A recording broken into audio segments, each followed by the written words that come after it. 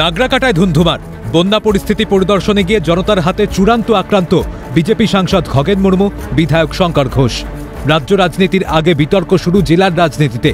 বন্যা পরিস্থিতির প্রবল বর্ষণের ফলে যদিও ডিভিসির উপর দায় চাপিয়েছেন মুখ্যমন্ত্রী, সবকিছু মিলিয়ে জেলা বিজেপি নেতৃত্বের সন্দেহ এই আক্রমণ সাধারণ মানুষের নয়, এই আক্রমণ শাসক দলের পূর্ব পরিকল্পিত।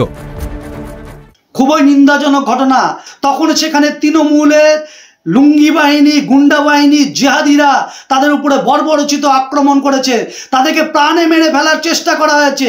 ইমিডিয়েট এর বিরুদ্ধে ব্যবস্থা নিতে হবে। বিজেপি মানুষের পাশে দাঁড়ানোর জন্য তাদের কাছে পৌঁছেছে এবং তাদের সহযোগিতা করার ব্যবস্থা করছে। এভাবে আক্রমণ করে বিজেপিকে আটকানো যাবে না। তৃণমূল মুখপাত্র পার্থপ্রতিম রায়ের দাবি, যারা কোনোদিনও নাগরাকাটায় যাননি আজ তারা রাজনীতি করতে সেখানে পৌঁছেছেন, তাই জনরোষ দেখেছেন। অবশ্য সাংসদ বিধায়কের আহত হওয়াকে অনভিপ্রেত বলেই দাবি করেন তৃণমূল মুখপাত্র। এই মানুষগুলোর কখনো খোঁজ নেয় না। আজকে যখন বন্যা কবলিত এলাকা, তখন নাটক করতে খগেন মুর্মু সাংসদ এবং বিধায়ক শঙ্কর ঘোষ, যারা নাগরাকাটা কখনো গিয়েছেন কিনা সন্দেহ, তারা আজকে সেখানে বন্যা দেখতে এসছেন। সাধারণ মানুষ ক্ষিপ্ত হয়ে ওঠে, সেখান থেকে হয়তো কোনো বচসা এবং সেখান থেকে কোনো ঘটনা হতে পারে।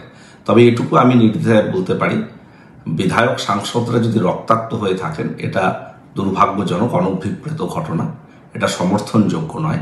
কিন্তু কেন তাদের ক্ষোভের মুখে, জনরোষের মুখে পড়তে হলো, এটাও খতিয়ে দেখা দরকার। ভালো নেই রাজ্য, এই ঘটনা রাজ্যের চূড়ান্ত আইন শৃঙ্খলার অবনতিকেই তুলে ধরে।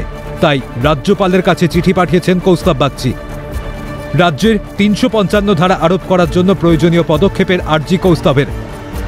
সাংবিধানিকভাবে আমরা যাকে আমরা রাজ্যের গার্জেন বলে থাকি, সেই কনস্টিটিউশনাল হেডের কাছে আমি প্রার্থনা জানিয়েছি, আমি প্রেয়ার জানিয়েছি, আমি রিকোয়েস্ট করেছি যে it's high time to act. আমি ওনাকে বলেছি that knocking the conscience of your Excellency.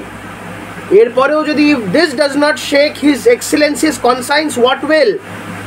আমি স্পষ্টত বলছি, এই ঘটনা সম্পূর্ণভাবে বলে দিচ্ছে যে পশ্চিমবঙ্গের ভেঙে পড়া আইন শৃঙ্খলার যে চিত্র, সেটা তুলে ধরছে।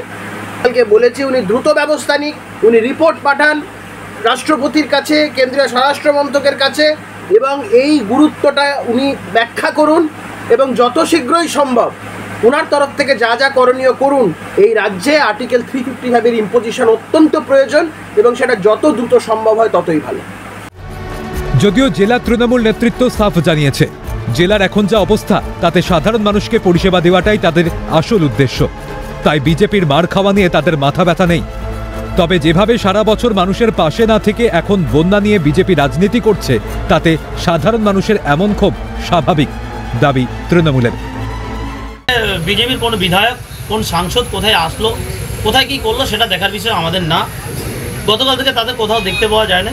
বিশেষ করে আজকে যখন তৃণমূল কংগ্রেসের সৈনিকরা আমরা কাজ করছি সাধারণ মানুষের পাশে থেকে, আমাদের নেতৃত্ব তথা জননেতার আদেশ মাথায় নিয়ে আমরা যখন কাজ করার চেষ্টা করছি, সেই দিকে তারা আসে ফুটেজ নিচ্ছে। সাধারণ মানুষের ক্ষোভ স্বাভাবিক থাকবে। মানুষের বিপদে আপদে এই ভারতীয় জনতা পার্টির কাউকে দেখতে পাওয়া যায় না, এমনকি এমএলএ এমপিদেরও দেখতে পাওয়া যায় না। এখানে রাজনীতি করতে এসছে মানুষ। কালকে থেকে যে পরিস্থিতি গোটা জেলা জুড়ে বিভিন্ন ব্লকে, আমাদের নাগরাকাটা থেকে শুরু করে ময়নাগুড়ি, ধূপগুড়ি, সমস্ত ব্লক এফেক্টেড হয়েছে এই বৃষ্টির জন্য। সেখানে মানে তৃণমূল কংগ্রেসের সকল জনপ্রতিনিধি থেকে শুরু করে যারা আমাদের কর্মীরা, আমাদের প্রতিনিয়ত প্রশাসনের সাথে থেকে এবং আমাদের জেলা প্রশাসনের পক্ষ থেকে, ব্লক প্রশাসনের পক্ষ থেকে যেইভাবে পরিষেবা দেওয়া হচ্ছে, তার মাঝখানে কারা আজকে রাজনীতি করতে এখানে ঢুকেছেন এবং সেখানে কি হয়েছে এটা নিয়ে আমাদের মাথা ব্যথা নেই। এখানে বিজেপি সাংসদ বিধায়কের আক্রান্ত হওয়া নিয়ে সরগরম জেলার রাজনীতি, পারদ চড়েছে রাজ্য রাজনীতিতেও।